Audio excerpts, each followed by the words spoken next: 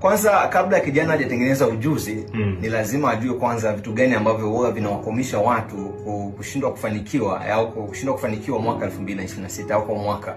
Kwa hiyo hapo mambo ambayo kijana asipoyazingatia basi yatamfanya afeli. Na hayo mambo huwa yanafelisha watu wengi sana. Kuna tamani kijana ambaye ananisikiza sasa hivi asiwe mmoja wapo. Jambo la kwanza ambalo linawafelisha watu ni kukosa mwelekeo.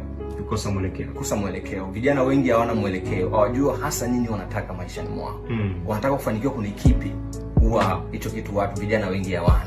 Hivyo inawapelekea kufeli maishani mwao au kufeli kwa kila mwaka ambao unaokuja. Jambo la pili ni swala la kutokuwa na malengo. Kijana hana malengo. Kwa hiyo anaweza anajua anachokitaka lakini hana malengo. Yani hana target kabisa ambayo ameipanga.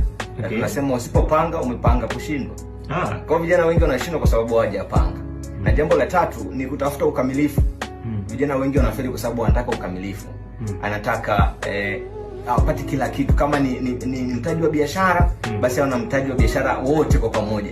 Kwa hiyo ile kutaka ukamilifu unamfanya pia afeli kijana. Na jambo la tatu au la nne ni kukosa muendelezo. Vijana wengi wanafeli kwenye mwaka kwa sababu hawana muendelezo.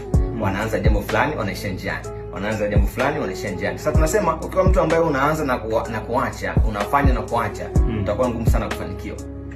Na jambo la mwisho ni kukosa mfumo wa uwajibikaji. Vijana wengi hawana mfumo wa uwajibikaji. Hawana mtu ambaye anawasimamia kwa kile ambacho ulichokipanga. Sasa ukiwa na mpango, ukiwa unajua na kuelekea, lakini hauna mtu ambaye anakusaidia kunadhimisha ili uweze kufanikiwa katika hali ambayo unayotaka, utafeli maishani.